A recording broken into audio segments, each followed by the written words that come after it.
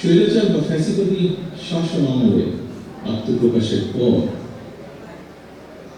এই বিভাগটি আজই প্রথমবারের মতন ফ্যাসিবাদ মুক্ত একটি পরিবেশে প্রতিষ্ঠা বার্ষিকী উদযাপন করছে।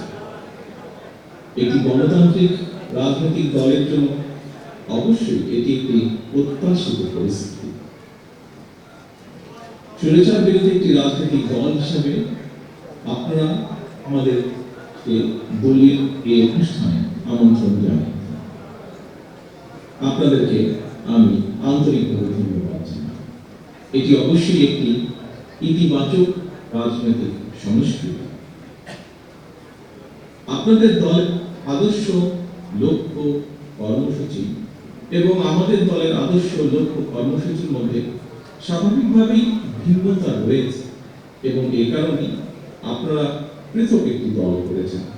একইভাবে আরো অনেকগুলো রাজনৈতিক দল রয়েছে বাংলাদেশে, যাদের অন্তিম কাজ আমাদের সামনে উপস্থিত আছে। যে দলগুলো আমরা একসাথে ফ্যাসিবাদী বিরোধী আন্দোলনে গণতন্ত্রের পক্ষে আমরা রাজপথে ঐক্যবদ্ধভাবে আন্দোলন করেছি। ফ্যাসিবাদী শাসনের পতনের পর নতুন করে এই পর্যন্ত আরো কমপক্ষে 25টি নতুন রাজনৈতিক দল আত্মপ্রকাশ করেছে। রাজনীতির ময়দানে আমরা তাদেরকে স্বাগত জানাই। গণতন্ত্রের পক্ষে রাজনৈতিক দলগুলোর মধ্যে রাজনৈতিক আদর্শের ভিন্নতা থাকতে পারে, তবে আমি বিশ্বাস করি দেশের স্বার্থের প্রশ্নে বাংলাদেশের পক্ষের প্রত্যেকটি রাজনৈতিক দলের অবস্থান এক এবং অভিন্ন, উদ্দেশ্য এবং গন্তব্য এক এবং অভিন্ন। কি সেটি হচ্ছে দেশের স্বার্থ রক্ষা এবং অবশ্যই জনগণের কল্যাণ সাধন। প্রিয় উপস্থিতিবৃন্দ, তবে যে রাজনৈতিক দলকে গণতান্ত্রিক রাজনৈতিক চরিত্র, গণতন্ত্র হারিয়ে স্বাধীন সার্বভৌম বাংলাদেশে ফ্যাসিবাদী শাসনের জন্ম দিয়েছিল, সংবিধান লঙ্ঘন করে মানুষের গণতান্ত্রিক অধিকার হরণ করেছিল, খুন, গুম, অপহরণ, সন্ত্রাস, দুর্নীতিতে জড়িয়ে পড়েছিল, বাংলাদেশকে একটি তাবেদার রাষ্ট্রে পরিণত করেছিল, বীর রক্তকে গণ অভ্যুত্থানে তারা দেশ ছেড়ে পালিয়েছে। গণতান্ত্রিক আমি জনগণ দেশের স্বার্থ বিরোধী বিতাড়িত অপশক্তিকে কখনোই মেনে নেবে না, এটি আমাদের দৃঢ় বিশ্বাস। সম্মানিত উপস্থিতি, সংবিধান লঙ্ঘনকারী বিতাড়িত পতিত পলাতক স্বৈরাচার পুনরায় মাথাচাড়া দিয়ে ওঠার চেষ্টা করছে। আমাদের সংবিধানের 65(2) অনুচ্ছেদের নির্দেশনা হচ্ছে জনগণের প্রত্যক্ষ ভোটে সদস্য নির্বাচন। কিন্তু সংবিধান লঙ্ঘন করে এই পলাতক স্বৈরাচার জনগণের 3বার অবৈধ সরকার গঠন করে। বাংলাদেশের গণতান্ত্রিক আমি জনগণ আজ জানতে চাই, সংবিধান লঙ্ঘনের দায় অভিযুক্তদের আগামী দিনের রাজনীতিতে অপ্রাসঙ্গিক করে দিতে অন্তর্বর্তীকালীন সরকার কি পদক্ষেপ গ্রহণ করেছে বা নিয়েছে। ব্লেম গেম দিয়ে দায়িত্ব এড়ানোর কিন্তু কোনো সুযোগ নেই। অন্তর্বর্তীকালীন সরকার পদক্ষেপ নিতে ব্যর্থ হলে আমি দৃঢ়ভাবে বিশ্বাস করি জনগণের ভোটে নির্বাচিত সরকার আগামী দিনে অবশ্যই সংবিধান লঙ্ঘনের দায় অভিযুক্তদের বিরুদ্ধে আইনগত ব্যবস্থা নেবে। পলাতক স্বৈরাচারের বিরুদ্ধে ব্যবস্থা না নিয়ে যারা জাতীয় নির্বাচনের আগে স্থানীয় সরকার নির্বাচনের কথা বলেছেন, তাদেরকে আমি বলতে চাই, লুটপাট আর দুর্নীতির শত শত কোটি টাকা হাতে নিয়ে সারা দেশে পলাতক স্বৈরাচারের দোসররা পুনর্বাসিত হওয়ার সুযোগের অপেক্ষা। স্থানীয় নির্বাচন পলাতক স্বৈরাচারের জন্য পুনর্বাসিত হওয়ার একটি সুবর্ণ সুযোগ। যারা বলেছেন হয়তোবা তারা এই বিষয়টি বিবেচনা করেন না। আমি অনুরোধ করব বিষয়টিকে এইভাবে বিবেচনা করার জন্য।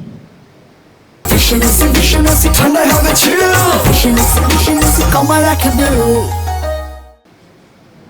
প্রিয় রাজনৈতিক সহকর্মীবৃন্দ, উপস্থিত প্রিয় ভাই বোনেরা, আমাদের দলীয় আদর্শ ভিন্ন হলেও আমাদের উদ্দেশ্য যেহেতু দেশের স্বার্থ রক্ষা এবং জনগণের কল্যাণ সাধন, সেই বাস্তবতায় একজন রাজনৈতিক সহকর্মী হিসাবে আমার কিছু উপলব্ধি সংক্ষিপ্তভাবে আপনাদের সঙ্গে আমি শেয়ার করতে চাই বা আপনাদের সামনে আজকে এই সুন্দর মুহূর্তে আমি আপনাদের সামনে উপস্থাপন করতে চাই। প্রিয় সহকর্মী, লাখো প্রাণের বিনিময়ে 1971-এর স্বাধীন বাংলাদেশ, 75-এর 7ই নভেম্বরের আধিপত্য বিরোধী দাবিদার মুক্ত বাংলাদেশ, 90-এর স্বৈরাচার বিরোধী বাংলাদেশ এবং 2024-এর ফ্যাসিবাদ বিরোধী বাংলাদেশ। বাংলাদেশের ইতিহাসের এমন প্রতিটি বাক্যে মানুষ কেন অকাতরে জীবন দিয়েছিলেন, কি ছিল এই শহীদদের স্বপ্ন, তারা কেমন বাংলাদেশ চেয়েছিলেন, একজন রাজনৈতিক কর্মী হিসাবে এসব প্রশ্নের জবাব খোঁজার জন্য 54 বছর সময় খুব বোধহয় কম সময় নয়। এজন্যই আমি মনে করি শুধুমাত্র শহীদদের আত্মত্যাগকে শ্রদ্ধার সঙ্গে স্মরণের মধ্য দিয়ে রাজনৈতিক কর্মী বা নেতা হিসেবে আমাদের দায়িত্ব কোথায় শেষ হয়ে যায় না। শহীদদের স্বপ্নে বাংলাদেশ প্রতিষ্ঠার মাধ্যমে কেবল আমরা আমাদের তাদের সুমহান আত্মত্যাগের প্রতিদান দেওয়ার চেষ্টা আমরা করতে পারি।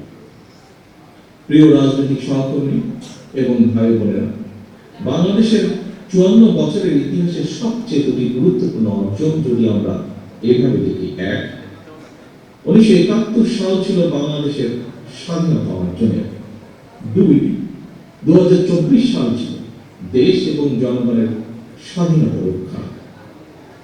বাংলাদেশ নামক এই জাতি রাষ্ট্রে স্বাধীনতা প্রিয় হাজারো লাখো শহীদের রক্তে লেখা স্মারকে 71 আর 24-এর রাজনৈতিক বার্তাটি হলো দিল্লির তাবেদার হওয়ার জন্য বাংলাদেশ 1971 সালে পিণ্ডি ত্যাগ করে না। 1975 সালের 7ই নভেম্বরের দেশের সিপাহী জনতা এই বার্তাটি দিয়েছিল।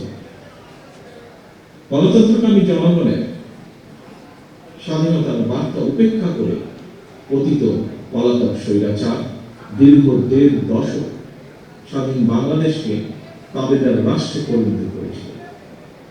ভবিষ্যতে যাতে আর কেউ কখনো বাংলাদেশকে তাবেদার রাষ্ট্রে পরিণত করার দুঃসাহস না দেখে, পরাজিত তাবেদার অপশক্তি তাদের দোসররা আর যেন মাথা ছাড়া দিয়ে উঠতে না পারে, সেটি হল বাংলাদেশের আজ এবং আগামী দিনের রাজনৈতিক বন্দোবস্ত।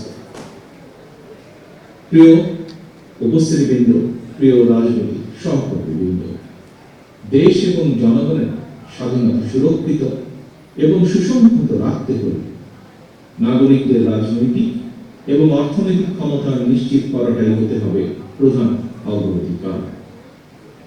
জনগণের রাজনৈতিক ক্ষমতায়নের অন্যতম পূর্ব শর্ত হচ্ছে স্বাধীনভাবে প্রতিটি নাগরিকের স্বাধীনভাবে ভোট প্রয়োগের নিশ্চয়তা বিধান। স্থানীয় সরকার থেকে জাতীয় সংসদ পর্যন্ত প্রতিটি স্তরে নাগরিকদের প্রত্যক্ষ ভোটে জনপ্রতিনিধি নির্বাচনে গণতান্ত্রিক রীতি প্রতিষ্ঠিত করা গেলে যারা জনপ্রতিনিধি হতে চান তাদেরকে নিশ্চিতভাবে জনগণের রায়ের মুখোমুখি করে দেওয়া সম্ভব হবে। এই প্রক্রিয়ায় নাগরিকদের রাজনৈতিক ক্ষমতা নিশ্চিত হতে থাকবে। ধীরে ধীরে জনপ্রতিনিধিরা জনগণের কাছে জবাবদিহিতা করতে বাধ্য হবে। কারণ আমাদের মনে রাখা প্রয়োজন মনে হয়, কিতাবী কিংবা পুঁথিগত সংস্কার দিয়ে স্বৈরাচার বা ফ্যাসিবাদ ঠেকানো যায় না। সংবিধান বা আইন না মানার কারণে মানুষ ফ্যাসিবাদী হয়ে ওঠে। জনগণকে রাজনৈতিক এবং অর্থনৈতিক ক্ষমতা নিশ্চিত করা না গেলে শেষ পর্যন্ত কোনো সংস্কারই বোধহয় টেকসই হয় না। এ কারণে রাষ্ট্র রাজনীতির গুণগত সংস্কার এবং নাগরিকদের রাজনৈতিক ক্ষমতায়নের লক্ষ্যে একটি রাজনৈতিক দল হিসেবে বিএনপি সবসময় জনগণের সরাসরি ভোটে নির্বাচিত জনপ্রতিনিধি, নির্বাচিত জাতীয় সংসদ এবং নির্বাচিত সরকার প্রতিষ্ঠার দাবি জানিয়ে আসছে। প্রিয় সহকর্মীবৃন্দ, রাজনৈতিক দল নির্বাচনের দাবি জানাবে, এটি স্বাভাবিক গণতান্ত্রিক রীতি। অথচ আমরা খেয়াল করছি গত কিছুদিন ধরে অত্যন্ত সুকৌশলে দেশে এমন একটি আবহাওয়া তৈরির অপচেষ্টা চলছে, যেখানে নির্বাচন অনুষ্ঠানের দাবি করাটাই যেন একটি অপরাধ। জাতীয় নির্বাচন অনুষ্ঠান নিয়ে অবজ্ঞা সূচক বক্তব্য, মন্তব্য কিন্তু পলাতক স্বৈরাচারকে আনন্দ দেয়। অপরপক্ষে এটি গণতান্ত্রিক এবং জনগণের জন্য কিন্তু অপমানজনক। রাষ্ট্র রাজনীতি মেরামতের জন্য সংস্কারের কর্মযজ্ঞ চলছে, তবে চলমান সংস্কার যদি রাজনৈতিক দলগুলো নির্বাচন অনুষ্ঠানের দাবিকে অবজ্ঞা করতে হয়, প্রলুব্ধ করে, তাহলে সংস্কারের তাৎপর্যটা কি? এটি বহু মানুষের প্রশ্ন আছে। দেশের প্রতিটি রাজনৈতিক দল সংস্কারের পক্ষে, তারপরেও সংস্কার নিয়ে অন্তর্বর্তীকালীন সরকার কেন এত সময় ক্ষেপণ করছেন, এই নিয়েও জনগণের মনে ধীরে ধীরে প্রশ্ন বেড়েই চলেছে। উপস্থিত প্রিয় রাজনৈতিক সহকর্মীবৃন্দ, প্রিয় ভাই বোনেরা, রাজনৈতিক দলগুলোকে অবজ্ঞা এবং জনগণ রায়কে অবহেলা করে বিরাজনীতিকরণকে উৎসাহিত করা হলে সেটি শেষ পর্যন্ত গণতন্ত্রকে ঝুঁকির মধ্যে কিন্তু ফেলে দেবে। অন্তর্বর্তীকালীন সরকারের প্রতি আবারও আজ এই অনুষ্ঠানের মাধ্যমে আহ্বান জানিয়ে বলতে চাই, সুনির্দিষ্টভাবে জাতীয় নির্বাচনের রোডম্যাপ ঘোষণা করুন। রাজনৈতিক দলগুলোকে, প্রিয় সহকর্মীবৃন্দ, দয়া করে এই কথাটি শোনার জন্য আপনাদেরকে অনুরোধ করব। বিশেষভাবে রাজনৈতিক দলগুলোকে জনগণের আদালতের মুখোমুখি করার উদ্যোগ গ্রহণ করতে হবে এবং এই উদ্যোগ গ্রহণ করতে হবে বর্তমান অন্তর্বর্তীকালীন সরকারকে।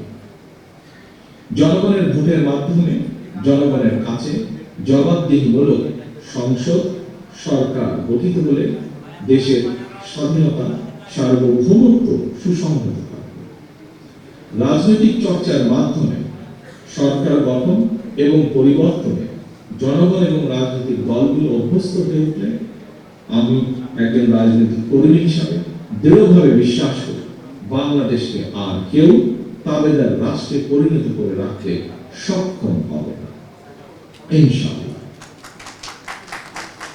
প্রিয় সহকর্মীবৃন্দ, আজকের সম্মানিত সভাপতি এতক্ষণ আমাকে সময় দেওয়ার জন্য এবং আজকের এই প্রতিষ্ঠা বার্ষিকী এই অনুষ্ঠানে আমাকে বক্তব্য রাখার সুযোগ দানের জন্য আমি আমার দলের পক্ষ থেকে আবারও আপনাদেরকে আন্তরিক শুভেচ্ছা এবং আজকের এই আপনাদের প্রতিষ্ঠা বার্ষিকী আমার বাংলাদেশ পার্টির প্রতিষ্ঠা বার্ষিকীর আন্তরিক সাফল্য কামনা করে আমার বক্তব্য শেষ করছি। আল্লাহ হাফেজ। বাংলাদেশ জিন্দাবাদ। বাংলাদেশ।